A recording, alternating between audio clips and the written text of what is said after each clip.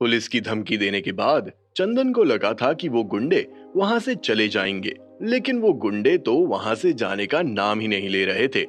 चंदन ने सोचा कि क्यों ना वो अपनी एक्टिंग में और निखार लेकर आए। तुरंत ही चंदन ने अपनी जेब से फोन निकाला और ऐसे एक्ट किया जैसे मानो वो पुलिस को कॉल कर रहा हो। लेकिन तभी अचानक से एक ऐसी हरकत हुई जिसने चंदन के होश उड़ा दिए थे। उन गुंडों के लीडर ने उस खिड़की पर एक ऐसा पंच मारा कि खिड़की पूरी की पूरी नीचे आ गई थी और इसी के साथ चंदन का खेल भी खत्म हो गया था। खिड़की के नीचे आने से अब वो गुंडे आसानी से सिक्योरिटी रूम में जा सकते थे और चंदन को पकड़ सकते थे। इससे पहले कि चंदन वहां से भागने का सोच पाता, धड़ धड़ करते हुए 2 से 3 गुंडे उसके कमरे में पहुंच गए थे और उसके शरीर को पूरी तरह से दबोच लिया था। छोड़ो मुझे, मुझे जाने दो, मैंने कुछ भी नहीं किया है। ये बोलते हुए चंदन अपने आप को बचाने की मांग कर रहा था। शुरुआत में तो चंदन ने अपनी पूरी ताकत के साथ उन गुंडों से पीछा छुड़ाने की कोशिश की, लेकिन एक 50 साल का आदमी कब तक 3 गुंडों से अकेला लड़ सकता था। एक समय के बाद चंदन का शरीर ढीला पड़ गया था और उसे यकीन हो गया था कि अब वो उनकी पहुंच से नहीं निकल पाएगा। लेकिन चंदन का मुंह अभी भी लगातार चल रहा था। छोड़ दो मुझे, जाने दो। भले ही चंदन के मुंह से निकल रही आवाज बहुत ही धीमी थी, लेकिन उसके बाद भी वो उन गुंडों को आसानी से सुनाई दे सकती थी, क्योंकि सिक्योरिटी रूम बहुत छोटा था और आवाज के बाहर जाने के रास्ते भी कम थे। चंदन की बात सुनकर एक गुंडे ने तुरंत ही अपना मुंह खोलते हुए कहा, बुड्ढे, अगर तू चाहता है कि हम तुझे छोड़ दे, तुझे इस स्कूल के प्रिंसिपल को ढूंढने में हमारी मदद करनी होगी। जैसे ही उस गुंडे के मुंह से ये शब्द बाहर आए, वैसे ही चंदन ने तुरंत ही अपना हाथ हिलाते हुए कहा, मैं तो बस एक सिक्योरिटी गार्ड हूँ, मेरे पास में उस तरह की एबिलिटी कैसे हो सकती है? हमारे प्रिंसिपल इस बारे में सब कुछ जानते हैं। अगर उन्होंने कुछ सोचा होता तो अब तक वो खुद ही बाहर आ चुके होते। इसका मतलब वो बाहर नहीं आएगा, है ना? तो उसको बोल कि उसके पास सिर्फ 5 मिनट का समय है। अगर वो 5 मिनट में बाहर नहीं आया तो हम इस स्कूल में करतब करना शुरू कर देंगे। थियोरेटिकली हम स्कूल में मौजूद उन बच्चों को नुकसान नहीं पहुंचाना चाहते हैं, लेकिन तुम्हें पता है कि अगर नटराजन के पास आंखें हैं तो वो अनअवॉइडेबल इंजरीज को रोक सकता है, वरना जो भी होगा उसके लिए बहुत ही बुरा होगा। जैसे ही गुंडों के लीडर के मुंह से ये शब्द बाहर आए, वैसे ही चंदन को इस बात का एहसास हुआ कि सिचुएशन बहुत ही ज्यादा खराब हो गई है। इसी के साथ चंदन को इस बात का भी एहसास हुआ कि अगर उसने इस मैटर में अब कुछ नहीं किया तो ये गुंडे स्कूल के अंदर घुसकर बच्चों को भी नुकसान पहुंचा सकते हैं। ये सब सोचने के बाद चंदन ने बिना किसी झिझक के तुरंत ही प्रिंसिपल पी नटराजन को कॉल लगा दिया था। स्कूल के बाहर क्या हो रहा था उससे पी नटराजन को कोई मतलब ही नहीं था। वो तो क्लास 12th के बच्चों को मैथमेटिक्स के सम सॉल्व करवा रहे थे। हालांकि नटराजन सर की उम्र अब लगभग 70 साल की हो गई थी, लेकिन उनके एंथुजियाज्म में कोई कमी देखने को नहीं मिल रही थी। पी नटराजन ने मैथमेटिक्स में एमएससी डिग्री हासिल कर रखी थी। कई सालों पहले वो बच्चों को इसी तरह पढ़ाते थे जैसे आज पढ़ा रहे थे। लेकिन प्रिंसिपल बनने के बाद से आज पहली बार था जब नटराजन सर इन बच्चों को पढ़ा रहे थे, क्योंकि पिछले कुछ दिनों से बहुत सारे टीचर्स छुट्टी पर चले गए थे और पीछे सिर्फ 3-4 टीचर्स ही थे। ऐसे में नटराजन सर नहीं चाहते थे कि किसी भी टीचर पर लोड पड़े और वो भी थक हार कर छुट्टी ले ले, क्योंकि इससे उन बच्चों को काफी नुकसान हो सकता था।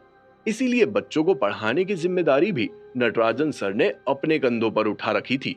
हालांकि नटराजन साहब ये बहुत अच्छे से जानते थे कि ये स्कूल अब ज्यादा दिनों तक टिकने वाला नहीं है, लेकिन कुछ बच्चे अभी भी साउथ पोलो स्कूल में पढ़ने के लिए गांव में रह रहे थे। तो उन बच्चों का सोचकर नटराजन साहब हिम्मत नहीं हार सकते थे। उन बच्चों के फ्यूचर के खातिर नटराजन साहब को इस स्कूल के लिए आखिरी मोमेंट तक लड़ना भी पड़े तो वो उसके लिए भी तैयार थे। इससे कोई फर्क नहीं पड़ता कि उनके लिए ये सब कितना डिफिकल्ट होने वाला था, लेकिन उन्हें ये करना ही पड़ेगा। और अगर इस स्कूल का वजूद बचाना है, अगर वो पीछे हट गए तो इस स्कूल की एग्जिस्टेंस पूरी तरह से खत्म हो जाएगी। पुलकित, तुम परम्यूटेशन कॉम्बिनेशन का एग्जाम्पल 4 सॉल्व करोगे और नानेश, तुम डायरेक्टिव का क्वेश्चन नंबर 3 सॉल्व करोगे, ये दोनों ब्लैक बोर्ड पर सम सॉल्व करेंगे, और बाकी के बच्चे जो लेफ्ट में बैठे हैं वो पुलकित वाला, और जो राइट में बैठे हैं वो नानेश वाला सम सॉल्व करेंगे। सभी बच्चों को अच्छे से समझाते हुए जैसे ही नटराजन सर ने अपनी बात खत्म की, वैसे ही उनका फोन जोर जोर से बजने लगा था। फोन की आवाज सुनकर सभी बच्चों का ध्यान भटक गया था। ये देखकर तुरंत ही नटराजन सर ने कहा, सॉरी, मुझे ये कॉल उठाना ही होगा। और इसी के साथ वो थोड़ा साइड में चले गए और तुरंत ही अपनी जेब से फोन बाहर निकाला और एक नजर अपने मोबाइल की स्क्रीन पर डाली तो पाया कि वो कॉल चंदन की तरफ से आ रहा था, जो साउथ पोलो स्कूल का सिक्योरिटी गार्ड था। अपने फोन पर चंदन का कॉल आता हुआ देखकर नटराजन साहब एकाएक चौंक गए थे। चंदन के कॉल के आने का पर्पस वो अच्छी तरह से समझ गए थे। साथ ही साथ उन्हें ये भी समझ आ गया था कि इस समय कोई उसे बाहर परेशान कर रहा है। बाबू भाई का राइट हैंड 2 दिन पहले उनसे मिलने आया था, और उस दिन जो कुछ भी हुआ उसके बाद नटराजन सर को पता था कि ऐसा दिन भी आएगा जब वो लोग उन्हें परेशान करेंगे। लेकिन क्या नटराजन साहब इस सब के लिए तैयार थे? आइए देखते हैं। नटराजन साहब ने तुरंत ही कॉल उठा लिया था। जैसे ही उन्होंने कॉल उठाया, उन्हें सामने से चंदन की आवाज सुनाई दी। चंदन तोते की तरह पट पट बोल रहा था, प्रिंसिपल साहब, यहाँ पर चीजें बिल्कुल भी अच्छी नहीं है। इन लोगों ने सिक्योरिटी रूम पर कब्जा कर लिया है। अगर आप जल्दी बाहर नहीं आए तो ये लोग कह रहे हैं कि ये अंदर आ जाएंगे और स्कूल की प्रॉपर्टी को पूरी तरह से डैमेज कर देंगे। प्लीज आप जल्दी से जल्दी बाहर आइए। चलिए, अब मुझे रखना होगा। जैसे ही चंदन के मुंह से ये शब्द बाहर आए, वैसे ही नटराजन साहब की सारी झिझक निकल चुकी थी। वो बिल्कुल भी नहीं चाहते थे कि वो गुंडे स्कूल प्रेमाइसिस में घुसे, क्योंकि उनके अंदर आने से बच्चों को साइकोलॉजिकल ट्रॉमा से गुजरना पड़ सकता था। इस बारे में सोचते हुए तुरंत ही नटराजन साहब ने कॉल कट किया और बच्चों की तरफ देखते हुए बोले, बच्चों, आप सभी अपना अपना सम सॉल्व करो। मुझे बाहर एक अर्जेंट काम आ गया है। मैं बस यूं गया और यूं आया, ठीक है? जैसे ही नटराजन साहब के मुंह से ये शब्द बाहर आए, वैसे ही सब बच्चों ने एक साथ यूनिटी दिखाते हुए ओके कहा। ये देखकर नटराजन साहब का चेहरा ग्रेटिफिकेशन से भर गया था। उन्हें ये बच्चे बहुत पसंद थे। हर बच्चे में उन्हें परिवार की एक उम्मीद नजर आती थी। कुछ भी हो जाए, उन्हें इन बच्चों को एक सेफ लर्निंग एनवायरनमेंट देने की जरूरत थी।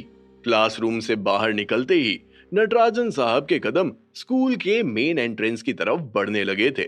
जैसे ही पी नटराजन स्कूल के मेन एंट्रेंस पर पहुंचे, वैसे ही उनके होश उड़ गए थे जब उन्होंने अपने सामने 10 से भी ज्यादा हट्टे कट्टे मुस्टंडों को देखा। तभी अचानक उनके कान में एक आवाज आई, प्रिंसिपल साहब। और इसी के साथ नटराजन साहब का ध्यान उस सिक्योरिटी रूम की तरफ गया, जहां उन्होंने देखा कि 2 गुंडों ने बड़ी बेरहमी से चंदन को पकड़ा हुआ था। प्रिंसिपल साहब, जल्दी से यहाँ आइए और मुझे बचाइए। नटराजन साहब को देखकर चंदन की उम्मीद जाग गई थी। अपनी पूरी ताकत का इस्तेमाल करते हुए उसने नटराजन साहब से अपनी मदद की गुहार लगा दी थी। जैसे ही नटराजन साहब ने चंदन के मुंह से निकले शब्द सुने, वैसे ही उनके कदम तेजी से सिक्योरिटी रूम की तरफ बढ़े। नजदीक पहुंचते ही नटराजन साहब ने उन दोनों गुंडों से कहा, छोड़ दो इसे। ऑफ कोर्स, हमें तो इसे छोड़ना ही है प्रिंसिपल साहब। हम तो आपको ढूंढ रहे थे। ये आदमी तो हमारे किसी काम का नहीं है। अचानक से एक फेमिलियर आवाज आई और तुरंत ही नटराजन साहब ने देखा कि एक जवान लड़का जिसने गोल्ड रिम्ड सनग्लासेस लगा रखे हैं, वो मुस्कुराते हुए उनके सामने आकर खड़ा हो गया था। हालांकि वो लड़का मुस्कुरा जरूर रहा था, लेकिन उसकी मुस्कान के पीछे एक हसरत छुपी, और उस हसरत को पी नटराजन अच्छे से समझ गए थे। गहरी आवाज में नटराजन साहब ने उस लड़के से पूछा, नटराजन साहब, आपको पता होना चाहिए कि मुझे आपसे क्या चाहिए। 2 दिन पहले क्या हमारी उस बारे में बात नहीं हुई थी? क्या आपको फिर से उस बारे में बात करनी है? वो जवान लड़का और कोई नहीं बल्कि अर्जुन यादव था, जो बात करने में बहुत होशियार था, और जब बात नेगोशिएशंस पर आती थी तो उसे कोई भी हरा नहीं सकता था। मैं ऑलरेडी तुम्हें बोल चुका हूं कि वो इम्पॉसिबल है, और मुझे नहीं लगता कि अब उस बारे में और बात करने की जरूरत है।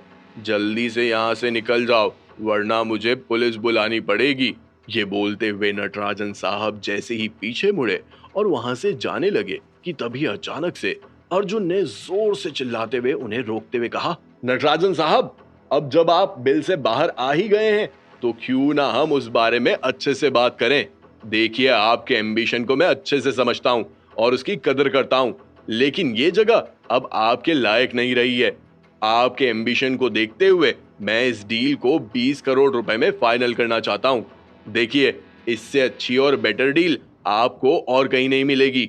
अगर आपको लगता है कि डील सही है तो आप 2 दिन के अंदर अंदर इस स्कूल को पूरी तरह से खाली करवा दीजिए, क्योंकि जब बुलडोजर चलेगा तो हम नहीं चाहते कि बच्चों के सामान का नुकसान हो। इसीलिए हम 2 दिन का एक्स्ट्रा टाइम भी दे रहे हैं। भूल जाओ 20 करोड़, अगर 40 करोड़ भी दोगे तो भी ये स्कूल यहाँ से कहीं नहीं हिलेगा। गुस्से से गदराते हुए नटराजन साहब ने अर्जुन को जवाब दे दिया था। अर्जुन यादव को ना सुनने की आदत नहीं थी। एक तो नटराजन साहब ने ना कहा और वो भी उस एटीट्यूड के साथ। एक बार के लिए तो अर्जुन हक्का बक्का रह गया था, लेकिन जब उसे एहसास हुआ कि वो बाबू भाई का एडवाइजर है, तब उसकी जान में जान आई और तुरंत ही उसने अपने दांत पीसते हुए कहा, तू अपने आप को समझता क्या है प्रिंसिपल? तुझे इतनी अच्छी डील दे रहे हैं और तू हमें ही ऊल दे रहा है। बुढ़े, तुझे क्या लगता है कि हम तेरा कुछ भी नहीं बिगाड़ सकते हैं? भले ही अर्जुन यादव नटराजन साहब के सामने खड़ा था, लेकिन उन दोनों के बीच में स्कूल का दरवाजा था जो अर्जुन को नटराजन साहब के करीब जाने से रोक रहा था। लेकिन उन गुंडों के लिए नटराजन साहब तक पहुंचना बहुत आसान था, क्योंकि 2 गुंडे सिक्योरिटी रूम में पहुंच गए थे और वो वहां से आसानी से स्कूल में कूद सकते थे। इस पूरे प्लान को मन में संजोते हुए तुरंत ही अर्जुन ने उस सिक्योरिटी रूम में मौजूद उन गुंडों की ओर देखते हुए कहा, तुम लोग खड़े खड़े देख क्या रहे हो? तमाशा ओवर, खेल शुरू। जैसे ही अर्जुन के मुंह से ये शब्द बाहर आए, वैसे ही वो दोनों गुंडे सिक्योरिटी रूम से कूदकर साउथ पोलो स्कूल के अंदर पहुंच गए थे। और इसी के साथ नटराजन साहब के लिए परेशानी और भी ज्यादा बढ़ती हुई दिखाई दे रही थी। साउथ पोलो स्कूल पर हमला करने से पहले अर्जुन को लगता था कि इस स्कूल का सिक्योरिटी स्टाफ काफी तगड़ा होगा, क्योंकि एक जमाने में बहुत तगड़ा हुआ करता था। लेकिन यहाँ आकर अर्जुन को पता चला कि इस स्कूल में तो सिर्फ एक ही सिक्योरिटी गार्ड है, और वो भी 50 साल का बूढ़ा। स्कूल के अंदर कुछ टीचर्स हैं, बच्चे हैं और एक बूढ़ा प्रिंसिपल है। ये सब मिल भी जाएं तो भी बाबू भाई की आर्मी को आगे बढ़ने से रोक नहीं सकते थे। क्या होगा आगे? अब पी नटराजन इस सिचुएशन में क्या करने वाले थे? क्या वो अपने स्टाफ और उन बच्चों को प्रोटेक्ट कर पाएंगे, या फिर अर्जुन यादव स्टाफ और उन स्कूल के बच्चों को ढाल बनाते हुए नटराजन साहब से वो स्कूल छीन लेगा? क्या ये सब बहुत आसानी से हो जाएगा, या फिर अर्जुन यादव को ये सब करने में भी बहुत पापड़ बेलना पड़ेंगे? अंत में क्या होगा? किसकी होगी जीत? क्या नटराजन साहब के हाथ से ये स्कूल चला जाएगा, या फिर सही समय पर विराज और जितिन यहाँ आकर इस पूरी कहानी को बदल देंगे? जानने के लिए सुनिए कैश ऑन माई माइंड, सिर्फ और सिर्फ पॉकेट एफएम पर।